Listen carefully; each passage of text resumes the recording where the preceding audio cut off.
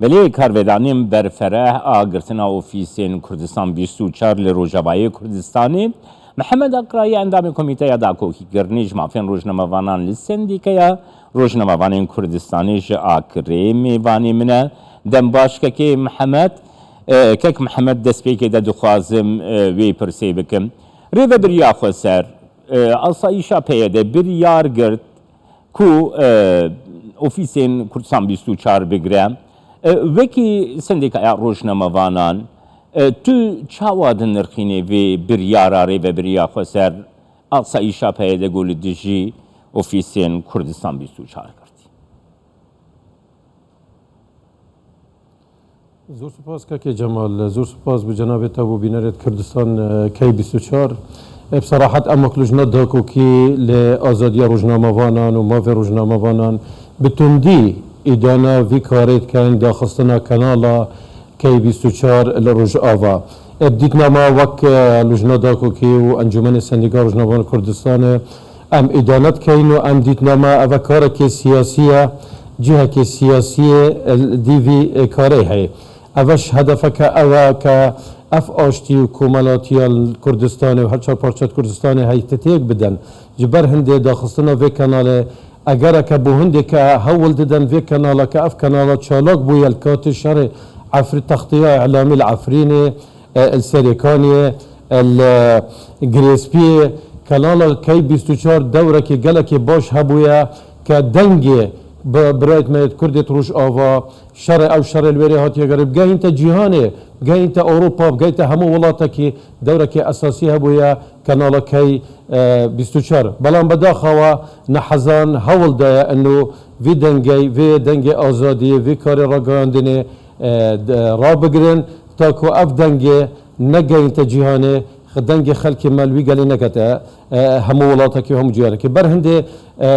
لجنه داکو کلی ما به روزنامه وانان بتندی ایدانو فی کارید کن و ام دعوات کن لفدراسیون دولتی جناب نقیب سندیگا روزنامه وان کردستان و لجنه داکو که ام لسال خط بوینه هر روزا اف حدثت چه بویا حتی افرو ما بیان در کردیه به هر سه زمانان کردی عربی انگلیزی اکتیا فدراسیون دولتی آی اف جی لسر خط بوینه باور بکا حتی پیشی دمک ساعتک دو ساعت ام بردها بوینه گلوان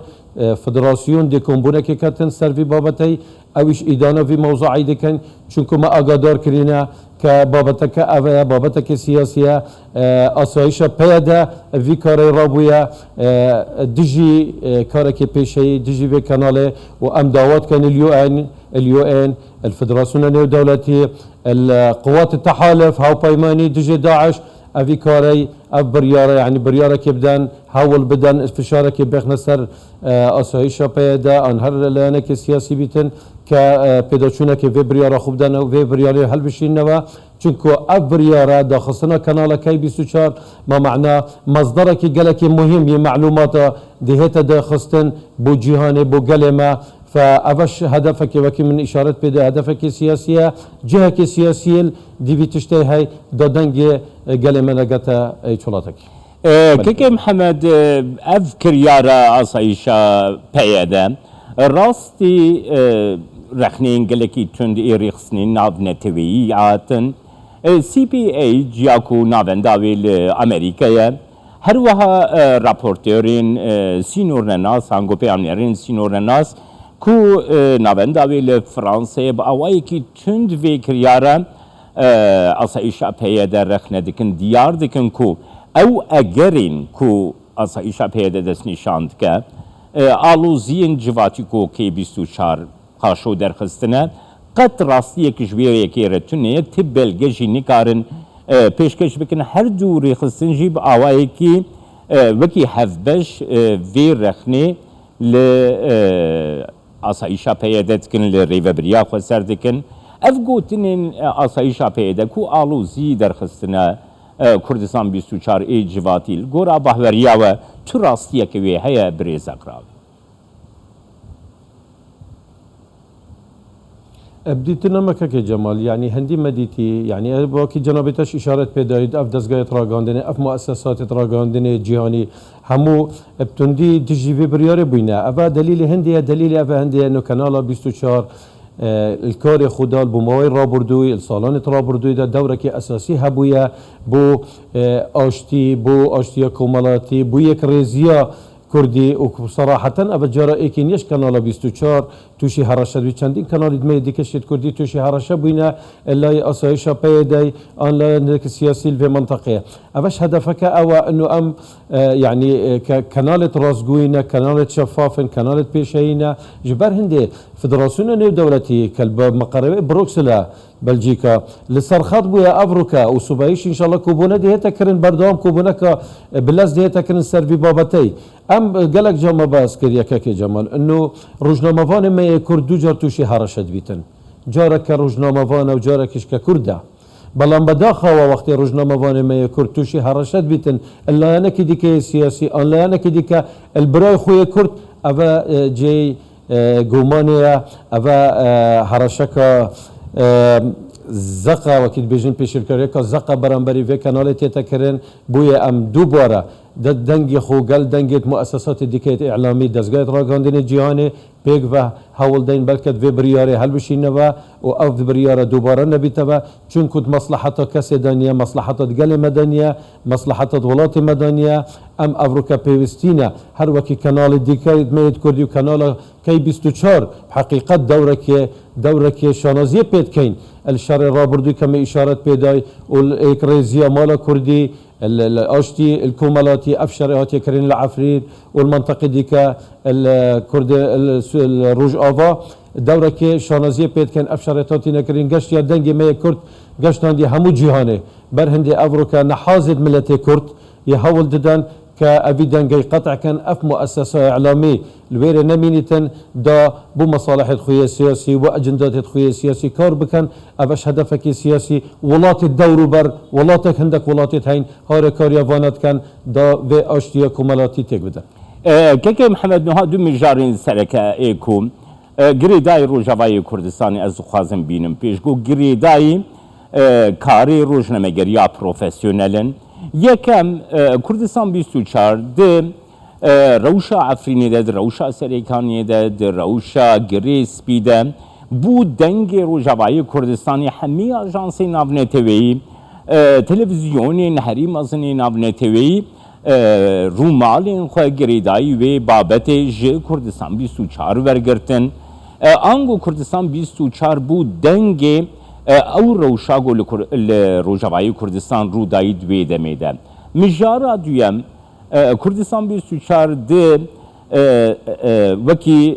زمان آنینا وکی تریبون رایا گشتی یا روجاوای کردستانی هر دم هستی رایا گشتی یا روجاوای کردستانی خلکی روجاوای کردستانی آنی زمان ده بابتین جدا ده دروشا آبوری ده دروشا امنی ده دروشا نزیکاهی جواتی روجاوای کردستانی ده گاوا اف دنگ تی برین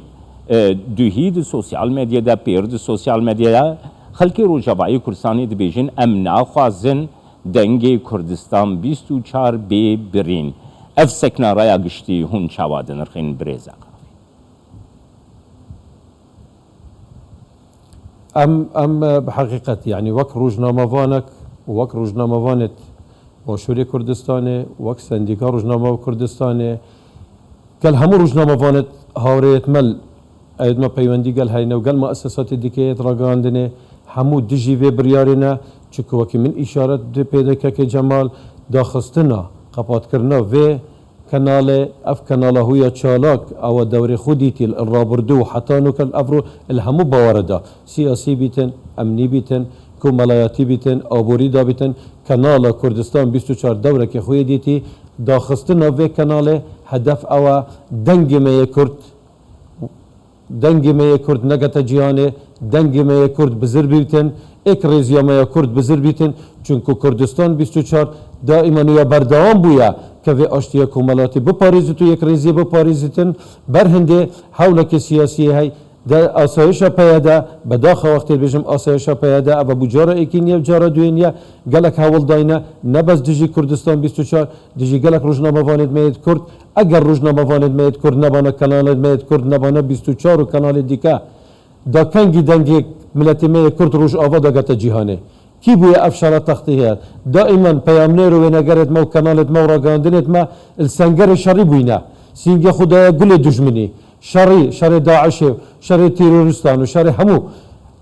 نحزت ملتي كرد دائما دبين دزقات ما يتراقادنه وبينقر وبيامنيرت ما كرد السنجري بينا دا دفاع الموفي ملتي ما كرد كتن جزائر ملتي ما كرد مؤسسات الميديا الاعلامي افيا افريقيا اوروب سري دزقات مؤسسات تيتن كنالت مدى بخندن باشا آية ادي كنالت روج آواوت آسایشا پیدا او احزاب سیاسی الویره اوید کار خو لیره کار که آزادیت کن اوید مکاتب اوفیسیتوان لیره هینه باشا بوچی اب آزادی کارت کن بوچی ما افرق جدایی نکریا نبینا موان ام خریکن وی مانگه انشالله راپورت 6 مانگ یا لجنه داکوکی اعلان کن يعني ببريس كونفرنس كي ما دفاع الهمو رجنا ما فان كريا هر چه پارچت كردستان مازن ما فرق جدایی نکریا چونکو ما کارکی پیشهی کریو کارکی آزاده نکری بداخل وجاره کدیکا که جمال ابهات یکرن دبی بیت هلوشاندن اف قراره او همو رجنا ما فان جیانب همو دستگاهی راگاندنی دیجی و قرار راوستین چونکو قراره که نبس دیجی رجنا ما فانانا دیجی ماوه مروفیشا لهرجیک بیتن که محمد مجارک دنکو آسایشا پیدا دیار کری دبیجه کو کردستان 24 دیالوگا کردی ده آلوزی در خستنه نها از بیه که بدم دیار کرن کم کردستان 24 بو تریبون بو اکرانا پیشگیری هری مزنیا دیالوگا کردی لسر اکرانا کردستان 24 برپرسیارین پیاده بخوشی دناف ده حسده حمیری خصنی کو نزیکی پیادنه پیانکه لگل برپرسیارین انکسه کاری بونه لسر اکرانین کردستان 24 دیتنین خواه سکنا خواه رایا خواه بین زمان و هر دم جی دو کردستان 24 ده لسر اکرانا کردستان 24 سرخستنا دیالوگا کردی هر حاتی زمان چما اوتومتان راست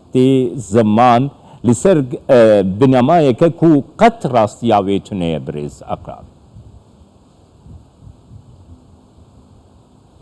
كي جمال أجت ملاحظة كربيتن من إشارتك بيدا موجود عندك ولات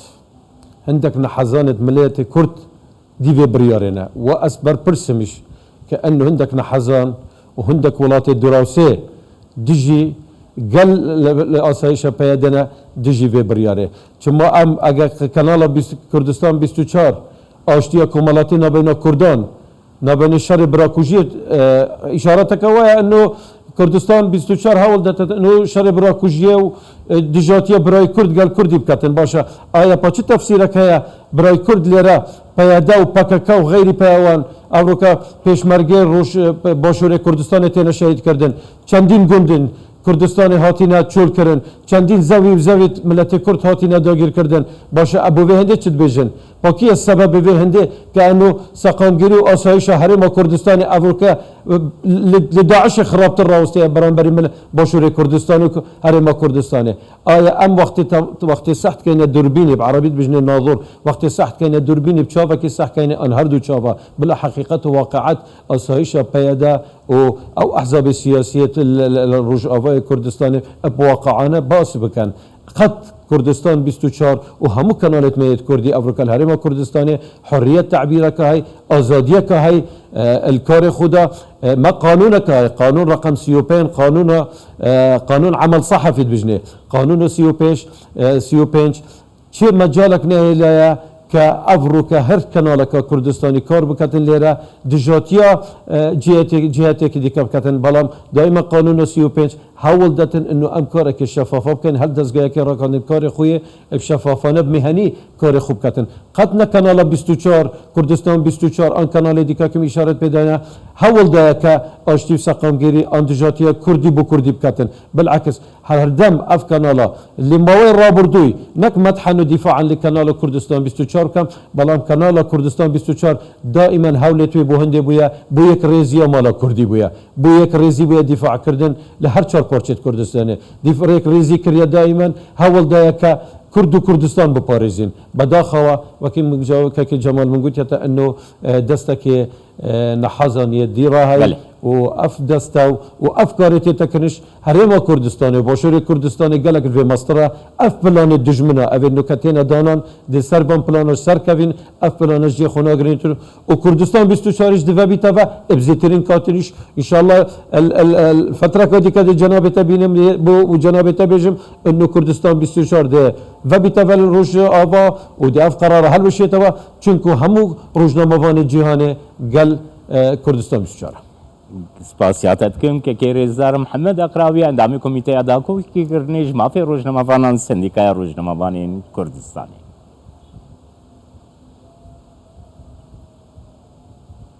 زور سپاس